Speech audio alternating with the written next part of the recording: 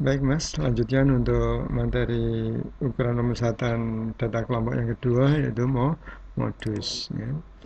Apa itu modus? Modus adalah data yang paling sering muncul atau yang paling banyak frekuensinya. Sehingga dalam hal nanti ya tinggal data modusnya ada di mana? Biasanya ada di kelas. Ya. Di kelas yang frekuensinya paling besar itu adalah modusnya.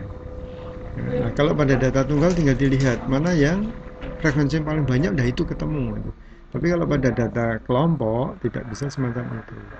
Ya, maka untuk menentukan modus data kelompok kita gunakan formula atau rumus yaitu modus sama dengan tepi bawah kelas modus ditambah D1 dibagi D1 tambah D2 dikalikan dengan P.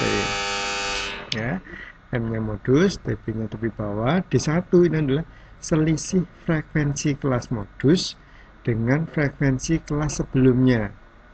Ya, D1 ini adalah selisih frekuensi kelas modus dengan frekuensi kelas sebelumnya. Sedangkan D2 selisih frekuensi kelas modus dengan frekuensi kelas sesudahnya. Kemudian P ini adalah panjang kelas. Sehingga dari sini nanti Mas, untuk menentukan ya, modus berarti kita lihat dulu ya, frekuensi yang paling besar ada di mana.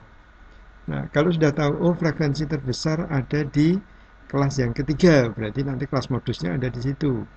Maka D1 berarti selisih frekuensi itu dengan yang di sebelumnya dan D2-nya di bawah. Dan tepi bawahnya ketemu. Baik, sebagai contoh soal yang kemarin yang di depan tadi yang kita hitung rata-ratanya, sekarang kita tentukan modusnya. Ya, pada data ini kelasnya ini 41 sampai 53, 51 sampai 67 dan seterusnya frekuensinya. Maka di mana modusnya? Kita tinggal lihat. Modus terletak pada frekuensi yang paling besar. Berapa ini frekuensi yang paling besar? Frekuensi yang paling besar adalah 14.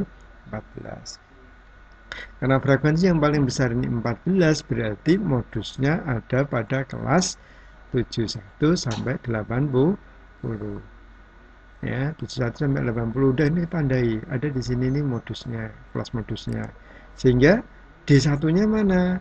Selisih ya, frekuensi sebelumnya dengan 14 tadi. Jadi 14 dikurangi berapa? 9 adalah D1. D2 dengan 11 dengan frekuensi sesudahnya. Ya, jadi D1-nya 5, 14 kurangi 9, D2-nya 14 dikurangi 11, 3. Kemudian tepi bawahnya, ya tepi bawah karena frekuensinya tadi adalah 14, modusnya ada di sini yang terbesar, berarti tepi bawahnya berapa? 71 dikurangi 0,5. Ya, atau pertengahan antara 70 dan 71. Ya, pertengahan 70 dan 71 yaitu berapa? 70,5.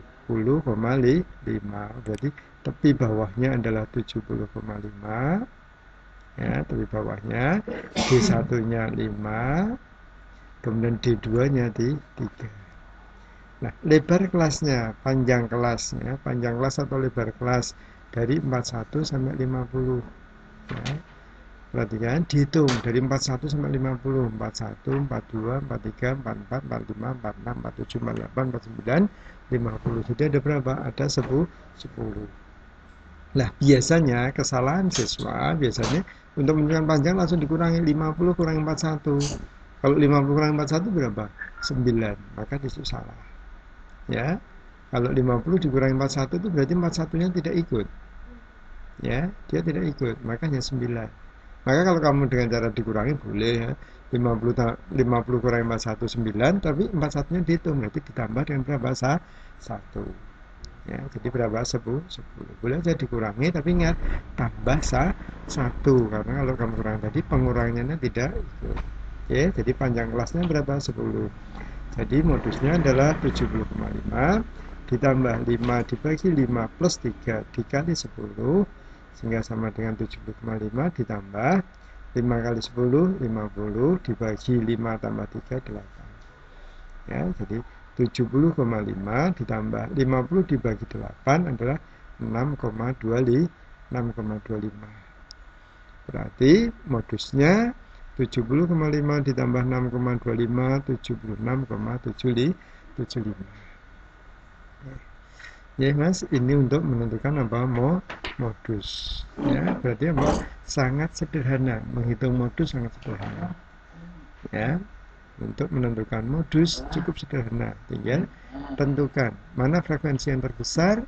Tinggal dari situ udah ketemu D1, ketemu D2, ketemu tepi bawahnya. Ya baik, saya rasa itu untuk modus. Silahkan dicermati dulu. Kalau ada yang kurang jelas, ada yang perlu ditanyakan, silahkan ditanyakan.